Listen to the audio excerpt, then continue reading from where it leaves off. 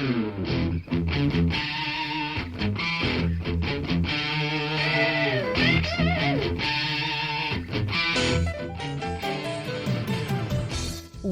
to Thriving Entrepreneur with your host, Steve Kidd, third-generation minister and 30-year business coach.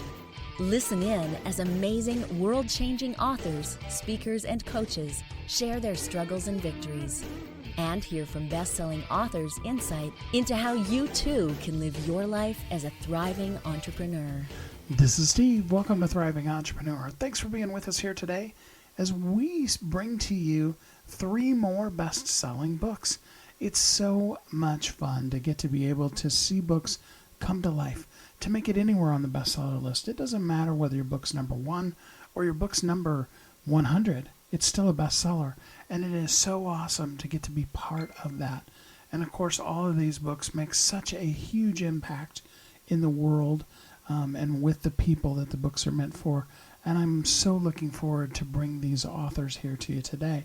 I just want to put the bee in your bonnet here at the intro that there is a book inside of you. There is a point and a purpose and a reason and a purpose and a promise. What other P words could I think of that are possibilities for you, for the message that you have and that you share with the world, for just simply being the you that is you and being the amazing you. You have then the opportunity to be able to share that you with the world in writing. Now, I know some of you are thinking, hey, I don't know how to write. I'm not a good writer.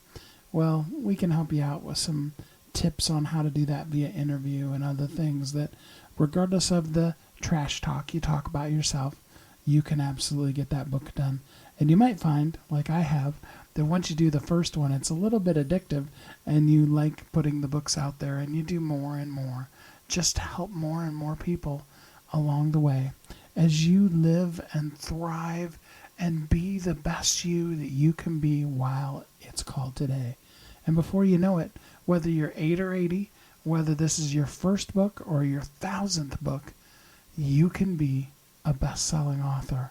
And I want to celebrate these people for their books having hit the bestseller list and use it as a little bit of an example for you today to begin thinking of the celebration of yourself as a best-selling author and all that could do to help you live and love and learn and thrive every day of your life as a thriving entrepreneur. So with that said, let's jump into our first guest, our first author. Join me in welcoming Lynn Sanders. Hey, Lynn, how you doing today? Great. How are you, Steve? So good. Thanks for joining me here today. Today we're talking about your book, Adventures in Ecuador, Diary of a Volunteer. But before we get into the book, just tell us just a little bit about you and how you show up in the world. Thank you, Steve. I'm a story empowerment coach and an award-winning writer and a media host. And what I really love to do is bring out positive, empowering stories for the world so that we all can feel inspired to share our stories and do more good in the world. So Adventures in Ecuador is based on our family's true healthcare mission to Ecuador. I love that. Tell us first, before we get into the book, a little bit about the actual mission that your family took. Sure. Our family collaborated with the nonprofit Causes for Change International, founded by Sully Alvarado.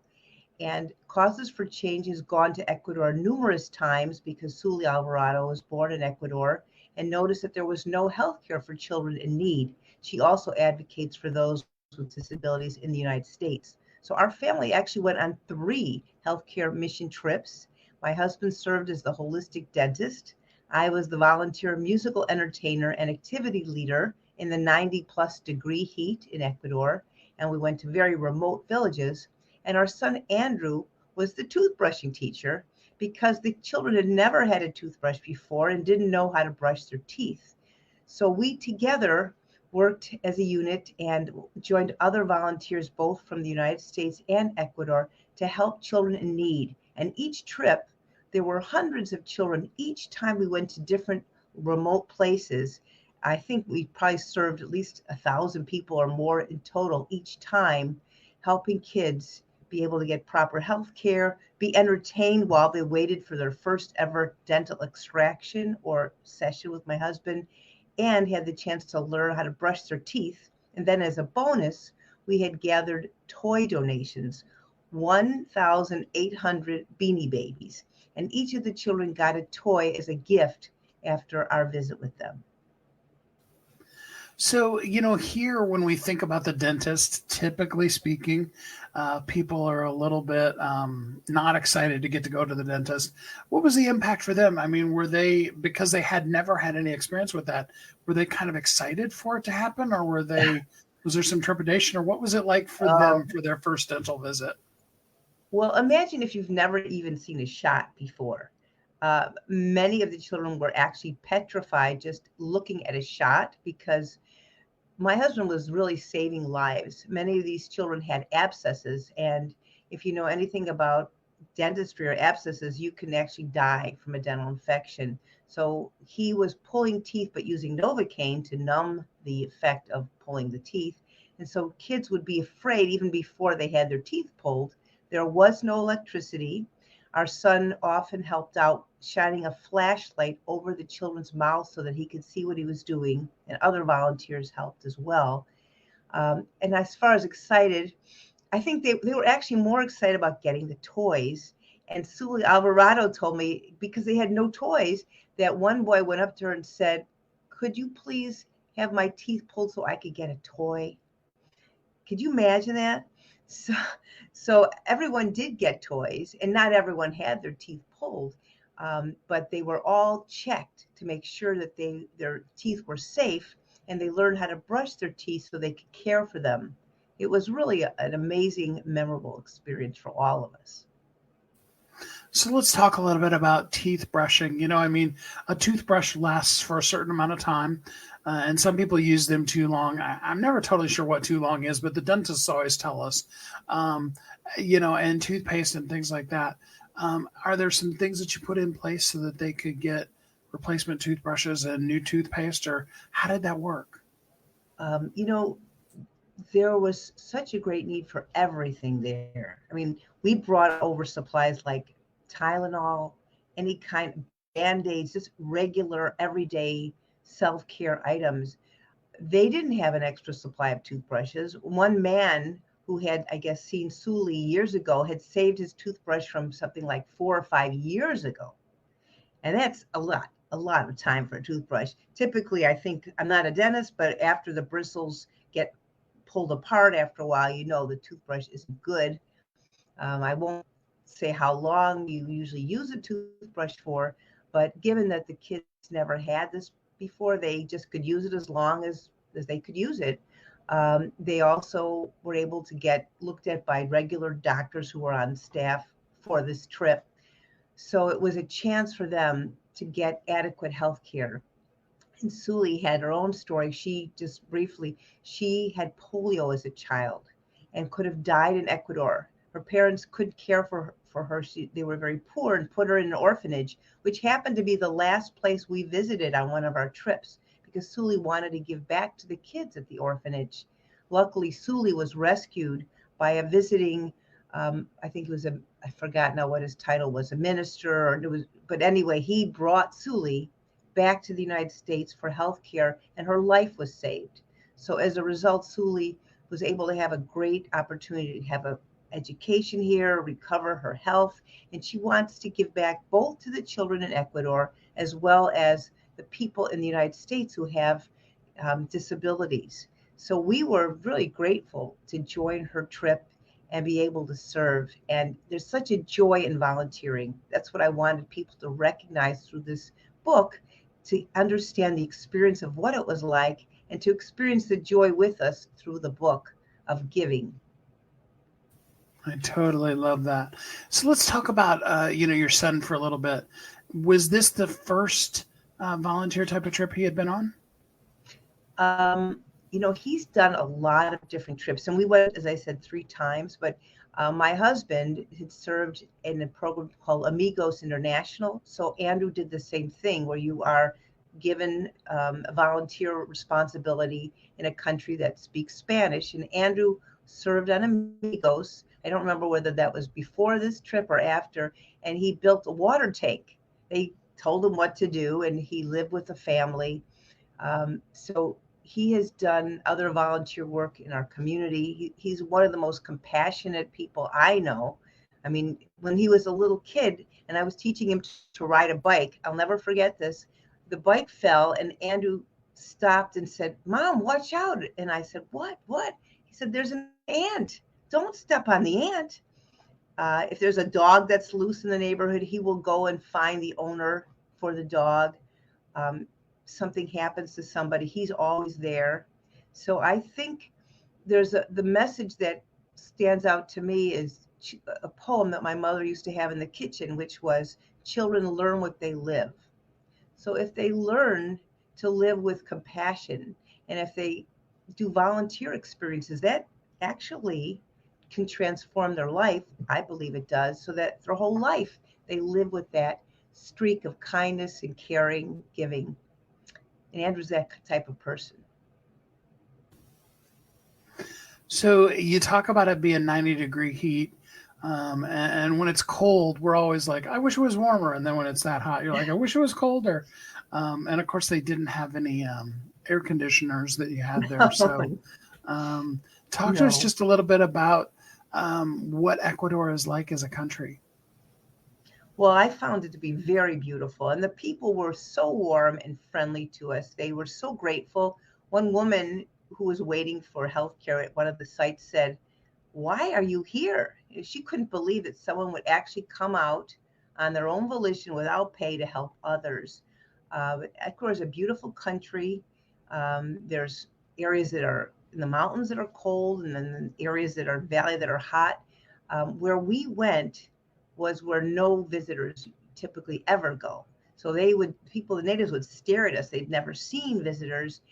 We went into very remote places. In one case, we went on a bus every time. One case, we went on a boat to an island, and that was really interesting to go there and just work with all different people of all ages.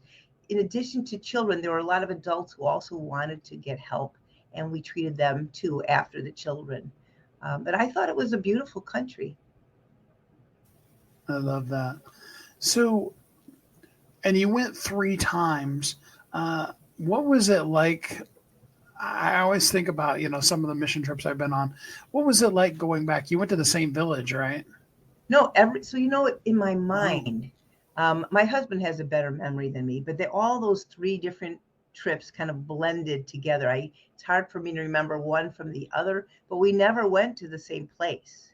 We were always going to remote places, and usually we had a day or 2 off, or even we could take off more time after the trip so that our family could make a little vacation out of it. We went to Quito and experienced the beauty of I believe that's the capital. We went to one area, in Ecuador is the dividing line of the equator. And we had a little tour where a man took a stone and put it in a bucket of water on one side of this line that someone drew on the ground. The water ripples would go clockwise, and on the other side of the line, it would go counterclockwise.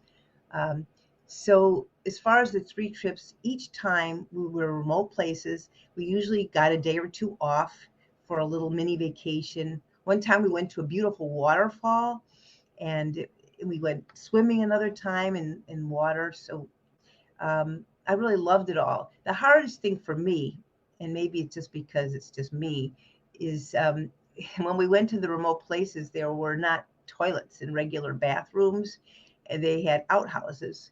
And one time I just couldn't deal with going to an outhouse. I was holding it the whole time, and someone finally found a woman who had a bathroom in her home, because just wasn't used to having to rough it like that. So that was tricky. I love, though, playing with the kids. They were all so grateful, and I got a borrowed guitar to use. So I would play the guitar. Piano is my main instrument, but I can play guitar, and I'm able to speak some basic Spanish. So we did head, shoulders, knees, and toes in Spanish, and had them copy me with games where you follow someone like I can't remember now. Hokey Pokey. So they can see what I'm doing and copy me. And then we had some coloring.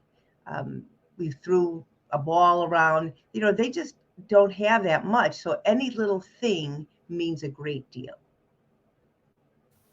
So the book is A Diary of a Volunteer. Adventures in Ecuador is the name of the book. Um, but you have a purpose behind it. I mean, you are doing things to continue the mission of what you were doing down there. Talk to us a little bit about the mission and what the proceeds of the book are going to, and that kind of stuff. Okay. So my mission in bringing this book out into the world is to build self-esteem, kindness, compassion, unity, and philanthropy among our youth. And I think never before has it been more important for people to build kindness into their life. Everywhere around us, we find negative news, and it just seems to have escalated over time. I know that negative news, negative energy creates negative effects physically, mentally, emotionally. We've seen high suicide rates and major concerns over mental health. So, in my way, even if it's just one book or two books or three books, I know that each of us can have positive stories brought out. And I'm hoping that this story will encourage others to share positive stories in any capacity, whether it's a book or a video post or an audio post, or even just being kind to their own family. People are not so nice to each other anymore. So that's the higher purpose of this story, Adventures in Ecuador, Diary of a Volunteer, to imagine what it would be like if you could just spread some kindness into the world. And I want to be able to also give back a portion of proceeds to the nonprofit Causes for Change, which has really been working tirelessly to help others in need. I want to give kudos to Suli Alvarado, who is an inspirational leader. She leads people from her wheelchair. Even though she dealt with polio as a child and overcame that, she still works from a wheelchair. But she shows others that it doesn't matter how we have to deal with any physical disability. We can live to our highest potential through our own decision to make a difference. And I so admire that. So this book and Suli's mission, I think, are connected. Suli loves to say, which I totally agree with, that it starts with one. All you need is one person. And so my hope is that whoever's listening knows that together we can each make a difference, and we get to choose what kind of difference we want to make. I That's love my that. Oh, I love thank that so you. much. I want to add Um, something too to this book. yeah, So you might not realize that I fictionalized the diary. Andrew didn't keep a diary. He was with us on all our trips. I kept a journal, and I wrote this book several times in my mind, but I thought it would be wonderful if it was written from a perspective of a diary, like Diary of a Wimpy Kid is written from a kid perspective. However, I did have Andrew help me after I wrote the book, and he edited it, and he actually wrote the last 3 pages that are so beautiful. So even though it's a fictionalized diary, the events in the book are true. And Andrew also was involved in helping write this book, which captures the experience of being a volunteer. And I also put some bonus content at the back. I love that. And you can get the ebook today for free. It's up in the description or down in the comments, either way. And we really hope that you will get and really enjoy Adventures in Ecuador, Diary of a Volunteer by Lynn Sanders. Lynn, thanks so much for the book, for all this cool stuff you do, and for being with us here on the show today. Thank you, Steve. I really appreciate it. A great story, a great adventure, fictionalized only just to make it fun to read and a really fun children's book to encourage your children that they can make a difference in this world, that they can do things, that they're meant to do things, and that the world is, in some ways, a very small place, but it definitely needs them. What a great encouragement for your kids. I hope that you will get Adventures in Ecuador and you will really enjoy it, and it will help you think of some ways that you can take your own adventures and make the world just a little bit better of a place as you live as a thriving entrepreneur. We'll take our first break and then we'll be right back here on Thriving Entrepreneur.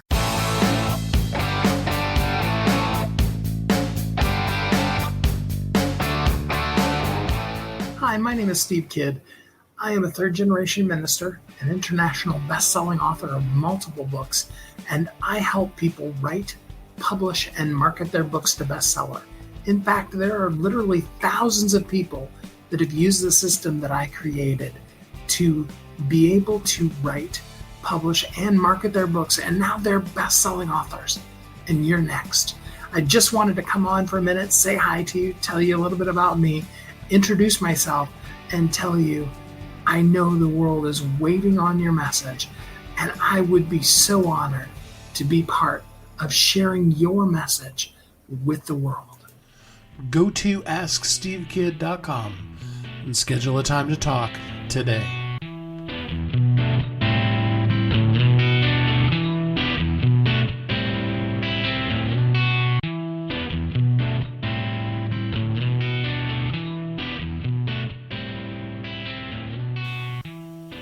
This is Steve. Welcome back.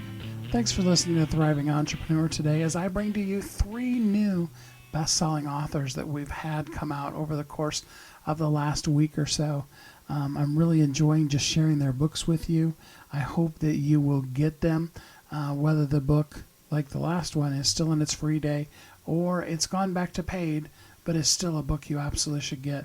I just wanted to celebrate them and also hopefully encourage you just a little bit that you should do a book too, so that you can share your story and live as a thriving entrepreneur. Here's our next guest. How you doing today, Hayley? Good, you? I'm doing really good. Today we want to talk about your book, Born of Ash and Shadow, Book 1, Born of War. First off, tell us a little bit about you and where you came up with the idea for the book. Well, actually, I've been writing for a very long time. Probably started when I was 9 years old. I wasn't allowed to watch TV very much, so I started reading books instead. And, well, I kind of liked certain books, and there wasn't very much, in that genre, like the medieval fighting, but didn't have, a crap ton of magic. So I was like, hey, let's just write one. I absolutely love it. So explain to us the underlying concept of what the book is about. It is about, I'm really difficult. As good as I am at writing, I think I'm not very good at saying it out loud, but I think it's about a story about a young girl trying to find herself with people telling her who she should be and what is right and wrong, and she kind of just has to figure it out for herself. So we start off, there's a war happening, and this girl finds herself away from home in a not very good situation. Can you kind of describe to us what's happening to Ember? Yeah. So she managed to get herself captured trying to save people, and now she's desperately trying to get back to her people before her captors kill her, or she loses people back home. So I guess that's basically what the book is about, is doing everything you can to try to fighting. It's about fighting for survival, I guess. Fighting for survival, learning how to use a sword, all of those fun things in life. Yeah. So, and of course, you can get the book today for free. It's available out on Amazon, and I'm going to put the link for it in both the United States as well as Canada, because you're over in Canada. Tell us a little bit more about where the story is going.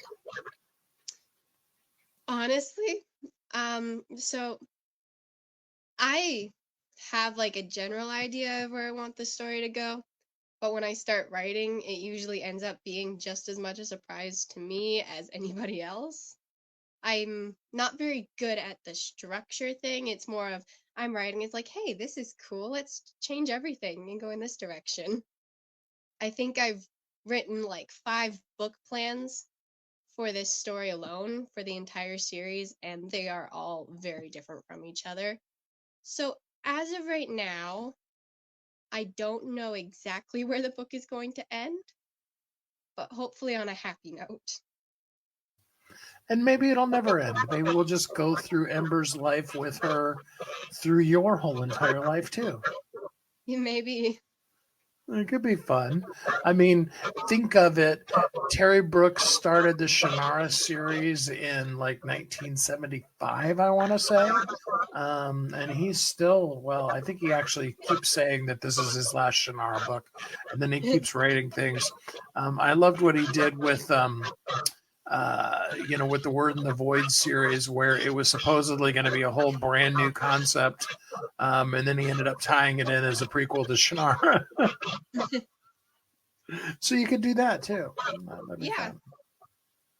All right, so tell us a little bit more about just what's day-to-day life like for Hayley. For me, right now, it's a bit of a gong show. I am working and trying to write. I'm also trying to do school. That is kind of on the back burner though, because I don't particularly like school. If only they would just let you do only the fun parts. Yes, I agree. Like if they could give you specifically a school where you could just read books and then write stories all day long. Wouldn't that be like the perfect school? That would actually be my dream school. I love it. Yeah. Well, we'll put in a request to your school district that they change it all just for you, or Okay. give you at least that kind of school. Yeah, I love it. So, tell us a little bit more about what is it about this particular genre of books that really appeals to you?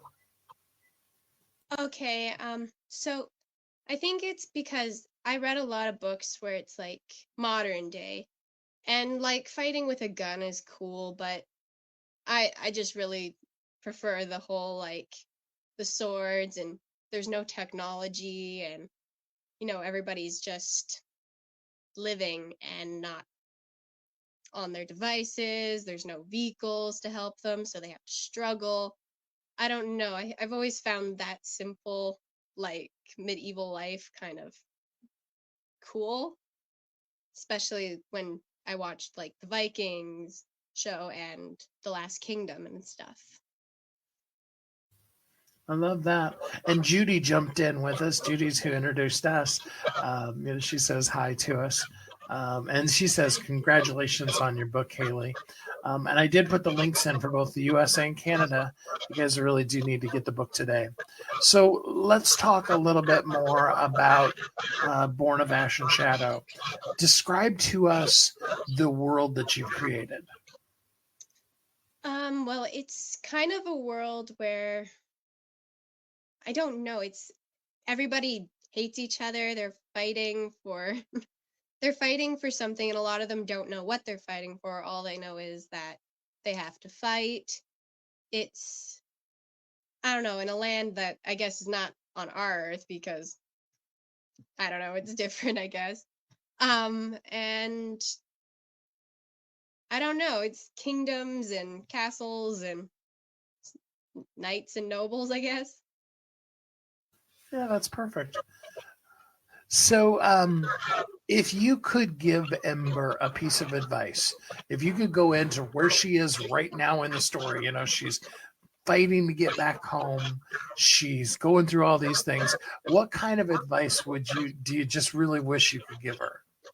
Probably just to keep her mouth shut because she talks a lot and chirps a lot to people who could kill her.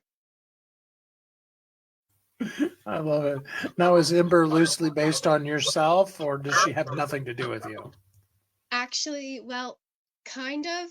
I am more on the sarcastic and chirpy side, and I do like to speak my mind in certain situations.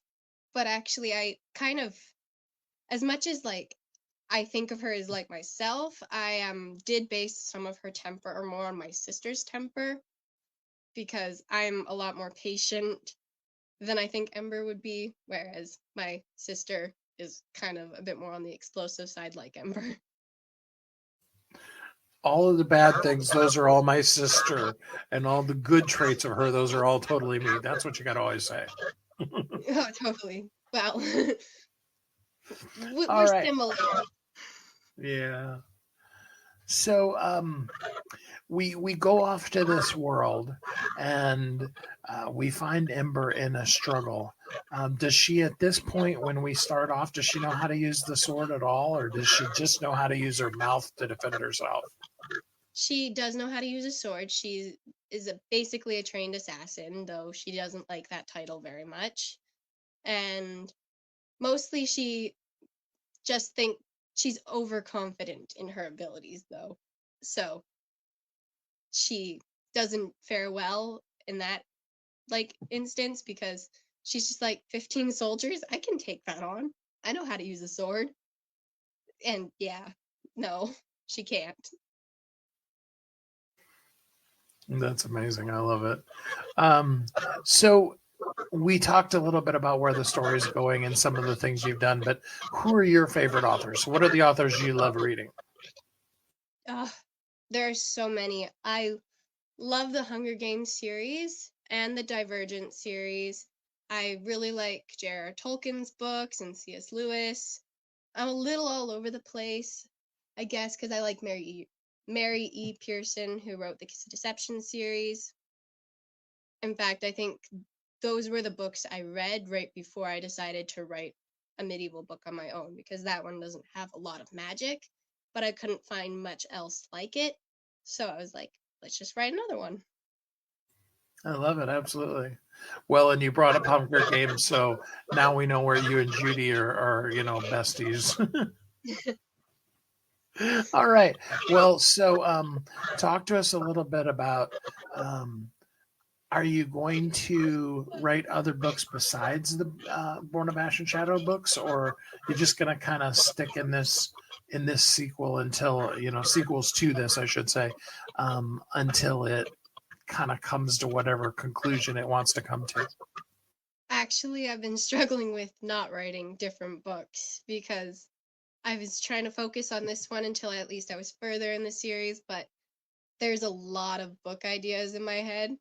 And so, yeah, there's probably going to be different books for a different series eventually. Absolutely, go for it. I mean, I think I'm writing about 9 different books right now. So, just when it comes to your mind, just write it, let it out. It'll also help you actually focus more on this one when you don't have that other distracting. So, absolutely. Yeah. All right. And I did put the link in, but let's put it in one more time so that folks can get the book while you tell us just a little bit more about what we're going to find in Born of War, book 1 of the Born in Ash and Shadow series.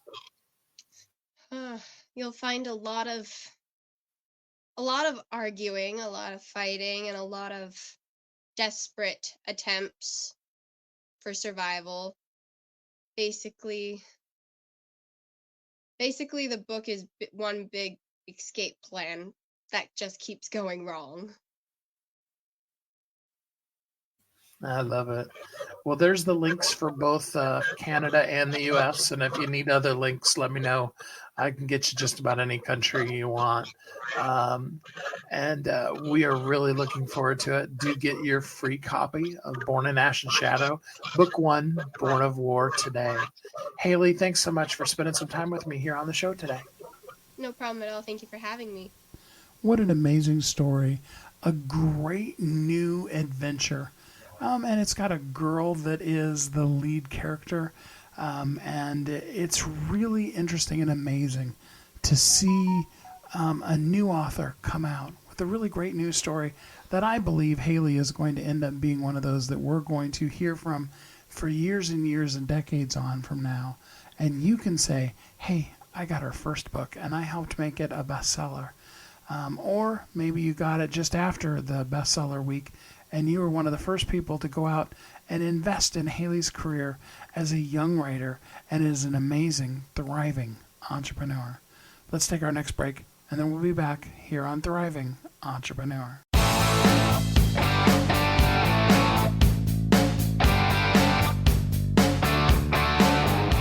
Hi, my name is Steve Kidd. I am a third-generation minister, an international best-selling author of multiple books, and I help people write, publish, and market their books to bestseller. In fact, there are literally thousands of people that have used the system that I created to be able to write, publish, and market their books, and now they're best-selling authors. And you're next. I just wanted to come on for a minute, say hi to you, tell you a little bit about me, introduce myself, and tell you I know the world is waiting on your message, and I would be so honored to be part of sharing your message with the world. Go to AskSteveKid.com and schedule a time to talk today.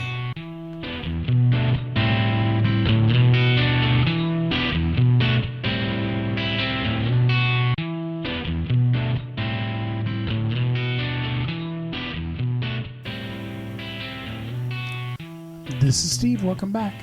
Thanks for listening to Thriving Entrepreneur today as we are looking at 3 more best-selling authors and their amazing, incredible best-selling books. I just wanted to share them with you. They've come out over the course of the last week or so here, and all of them are such incredible books, and I'm just so honored to be a part of it. I also hope that it encourages a little bit that you need to get your book out there and share it with the world, because somebody needs to hear the story or the teaching or whatever that you have as well, so that you can live as a thriving entrepreneur, but also so that they can live and thrive in all that they do as well. With that said, let's listen to our 3rd best-selling author today. Join me in welcoming Andy Baldwin. Hey, Andy, how you doing today? I'm great. Thanks. How are you? Absolutely doing good. So first off, tell us a little bit about you and how you show up in the world. How I show up in the world? Well, I've practiced law for about 40 years. I've been writing for about 10 or 15. And I live in the Rocky Mountain West, and I also fly a little Cessna 172 for fun. Oh, that does sound like fun. So you live in the kind of canyony old cowboy movie part of the Southwest. Is that kind of where you live? Well, no, I'm kind of north of that in the Rockies. Okay.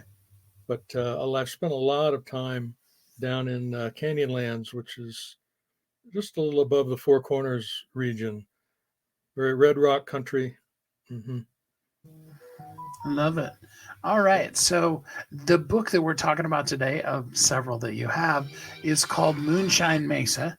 And it is a really fun, entertaining tale. It's in Native American country and set in some of that area we were just talking about. Tell us a little bit of the plot. You know, what is Moonshine Mesa about? Well, it features a character named Relic, who is in 5 other novels of mine. He's a moonshining hermit in Canyonlands National Park. It's very remote, beautiful desert country, high cliffs, canyons. There's a lot of history, especially Pueblo history down in that area. So there are ruins, petroglyphs, pictographs, all in that area. Anyway, Relic is, as I say, a hermit who makes some money moonshining. And this is set on Moonshine Mesa, which is an area, it's fictional, but it's an area where moonshiners during Prohibition used to set up their stills.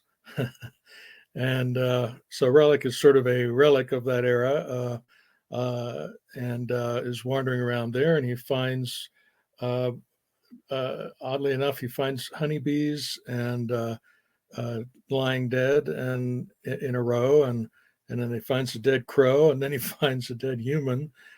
And he's got to figure out what the heck's going on in this area that could possibly cause that. And the main character is a fellow whose educational career has gotten a little sidetracked when his sister passed away. But he's working for a law firm in Colorado, and they have an old oil field in Canyonlands, and there's something fishy going on in the old oil field, and so he has to. He ends up pairing up with Relic, and the two of them have to figure out what's going on and put a stop to it. The book has so many cool things. I mean, it has some conspiracies in it, has some psychological thriller elements, some mystery and crime mystery stuff. I mean, I was going through, just full transparency when I was looking at categories, and I was like, well, it could actually fit in that one too. Well, and it could be in that one too. It really is a very fun book. So why is it? I mean, through all of your books, I've begun to have this question in my mind. And the question is this: how is it that Relic is a hermit and yet he still keeps getting himself into these things every single time? Yeah, that's he seems to find trouble. It's part of his character. But one of the things he's doing out there is watching out and watching over some of these old places to make sure they don't get destroyed. Some of the historic places, the Pueblo areas, and so forth. So that's the other part of his character, and his. So that's why he's out there, and there's almost always somebody else out there who's creating problems, and he's gets tangled up in that. It's such a beautiful part of the country. I mean, if we were just looking at it purely as tourists, and yet it's also one of the more untamed, if you will, parts of America still. Would you classify it as that being a good description of it? Yeah, I think so. I mean, there are more and more people that find it every year, but it's quite remote. I've done a lot of canoeing and whitewater rafting all through that area, Green River, Colorado River, the tributaries along the way. And you can get back in there and you step out, you could canoe for a week, and you step out of your canoe and you just pick a canyon and you go up it, and you'll be amazed at what you can find up there. You could be walking along and it's as quiet as the moon, and you think you're the only human on the planet, and you walk and you come around a corner and there's a granary or a petroglyph, and you realize people were farming this area, irrigating it 1,000 years ago. So it's really a fascinating country, and it's a great place to get away from all of the high rises that I can see in the background of your video this morning. Very, very different from where I actually live, but I do like the books in the background. So, okay. Yeah. So let's talk a little bit specifically about Moonshine Mesa. So Relic is pretty much the only quote unquote moonshiner that's there. I mean, heck, these days moonshine's even pretty well legal. But has he ever found himself questioning whether he should stay in that area, or is it just as much home to him as some neighborhood in some city as to other people? Yeah, for him, that country is hand in glove. He knows where to find water. He knows what he can eat out there and what he can't. But he still, has a little still and needs a little cash from time to time. And but otherwise, he's exploring around, and he does some. He's also a bit of a rock climber, so he does some rappelling and climbing in that country as well. So he's just at home there. That's his home. Is that an area? I mean, I know there's parts close to there where people still do a lot of panning for gold. Is that one of those areas that is like that as well? No, I don't see a lot of gold panners out there now. There's a stretch along the San Juan that historically there was a failed effort to extract gold down in that country. But no, it's not. It's not much of a gold panning area. That tends to be more in the mountain streams. Okay. So let's talk a little bit more detail about the book without giving away anything because people need to get and read the book. So, Relic and what's the other guy's name? I'm not even sure if you said. Yeah, the other main character is Parker. So are Relic and Parker, are they as baffled about what's going on, or do they have kind of a working theory when they start into investigating it? They both start off baffled by it all. But it's pretty, it turns out to be a pretty high stakes deal. There's something like $55 million grant on the line to the people who are behaving badly. And so they have a pretty strong investment in seeing it through. But they have to figure out what is killing these bees and crows and now people, because there are no outward signs. For example, the death itself, there's no sign of a struggle. It's not gunfire. It's not it's poison, but probably not. And they have to figure it out as the story goes along. Of course, in that area, when you see something like that, the first thing you think of is a rattlesnake. Right. But it's not that. Yeah. So, this is one of 5 or 6 books that Relic is in. Give us just kind of an overview of all of the books for somebody who maybe wants to read the whole series. Yeah. They all involve some sort of a mystery to be solved. They're all set in Canyonlands. They all have a lot of action in terms of adventure and where people are going. Some are set in, one is a whitewater trip involving, I can't remember, a dozen or so guests, and an old diamond stash that's there from a diamond heist in the 1950s, and what happens when all these various characters on the rafts realize that there's a diamond stash, and there's essentially a race to get to the diamonds. Wings Over Ghost Creek involves an archaeological scam. There are, unfortunately, sadly, there's a black market in certain archaeological artifacts of the Southwest, and they run across a scheme that's got a different take on that crime, on how to commit it and how to hide it. And so is an archaeology class out there, and the main character runs into that and has to deal with that. Raptor Canyon involves a land deal swindle. An attorney goes in and essentially takes advantage of an older guy who's of Raptor Canyon, and is essentially going to turn it into a theme park.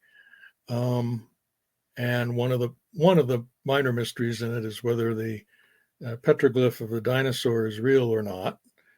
And that's Raptor Canyon. So they all involve the locale of Canyonlands and that kind of environment.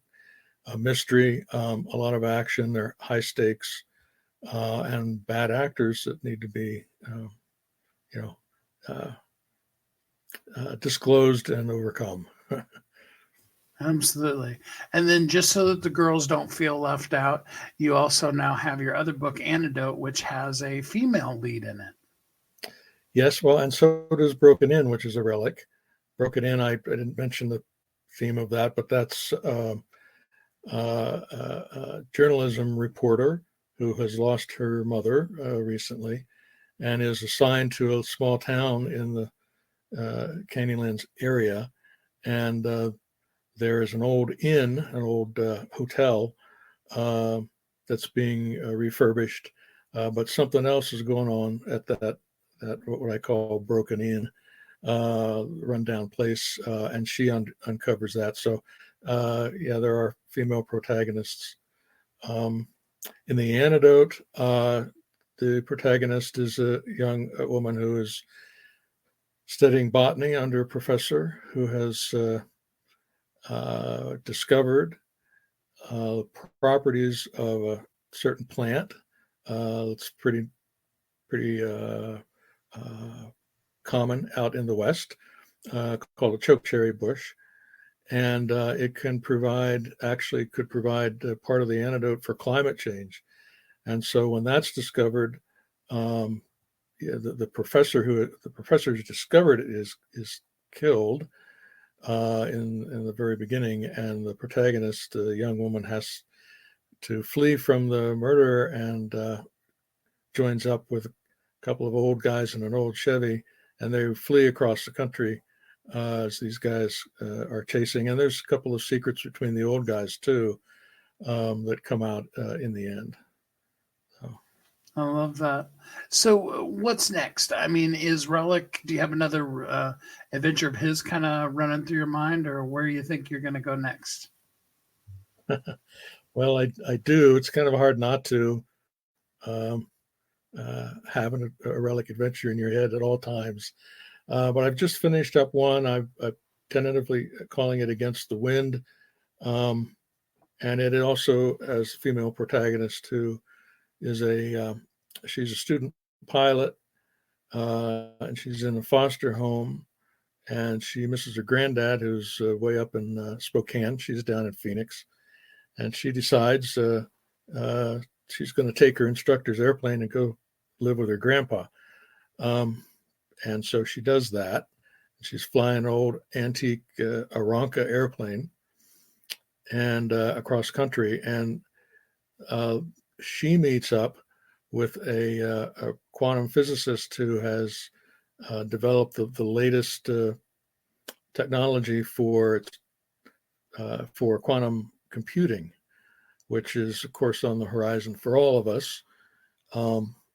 And in that case, the Russians who've been watching our development and our advances in quantum computing are after this physicist and the young lady pilot who's flying them both all across some pretty rugged country from Phoenix up to Spokane. So that's what I'm working on now.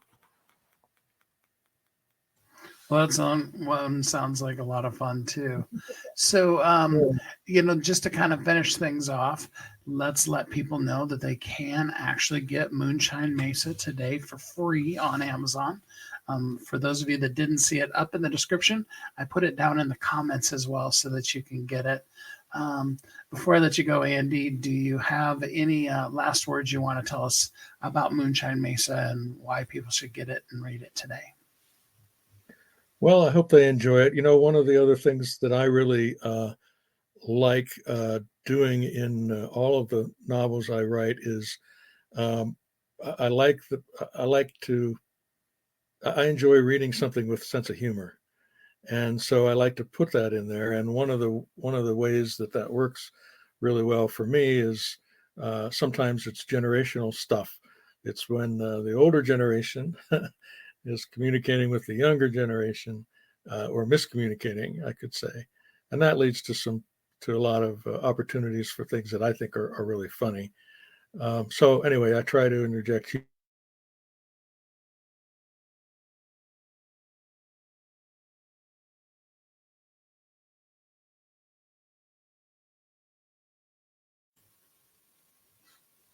Andy, it looks like you froze. Looks like you froze right there at the end. So you like to interject some humor into it. Did you say anything after that? High adventure and don't like, and I don't include a bunch of graphic violence. It's meant to be exciting and thrilling and fun, and hopefully funny in several places throughout. I love it. Well, get your copy of Moonshine Mesa today for free. You'll be glad you did. They're all a lot of fun to read. Andy, thanks so much for spending some time with us here on the show today. Yeah, thank you, Steve. Take care of yourself. This is just a taste of one of the already existing 7 books that Andy has. It is under the name A.W. Baldwin on Amazon, and I do hope you will go and check them out.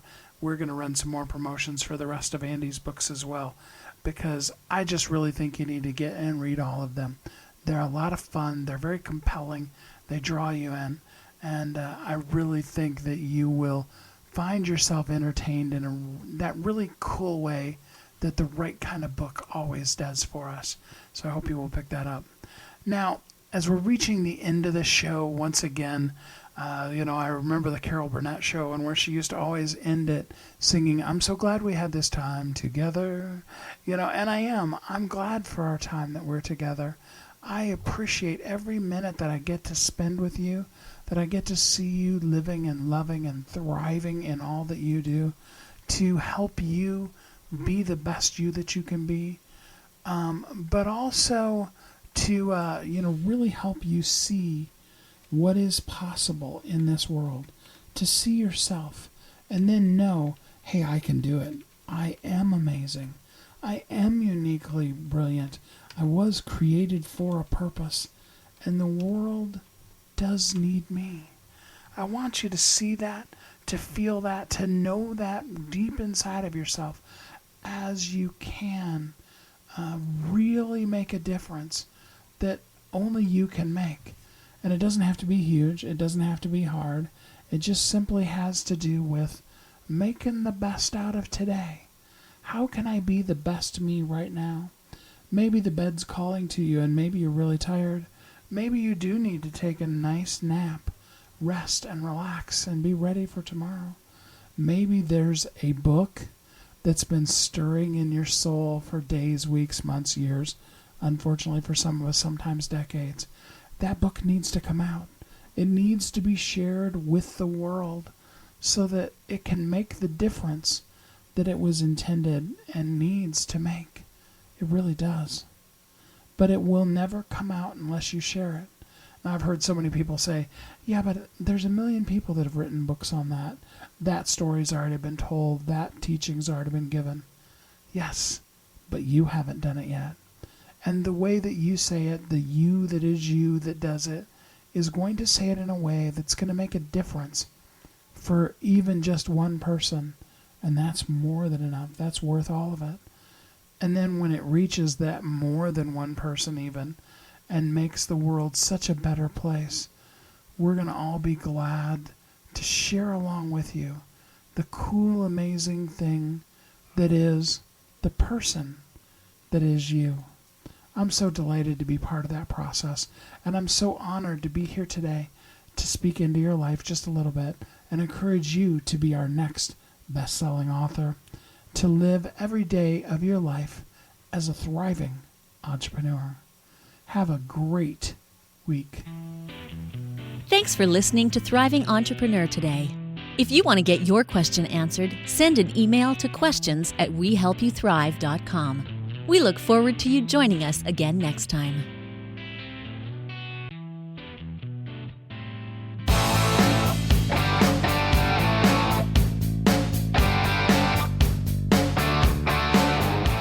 Hi, my name is Steve Kidd.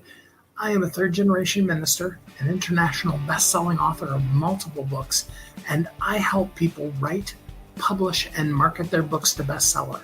In fact, there are literally thousands of people that have used the system that I created to be able to write, publish, and market their books, and now they're best-selling authors. And you're next. I just wanted to come on for a minute, say hi to you, tell you a little bit about me, introduce myself, and tell you I know the world is waiting on your message, and I would be so honored to be part of sharing your message with the world.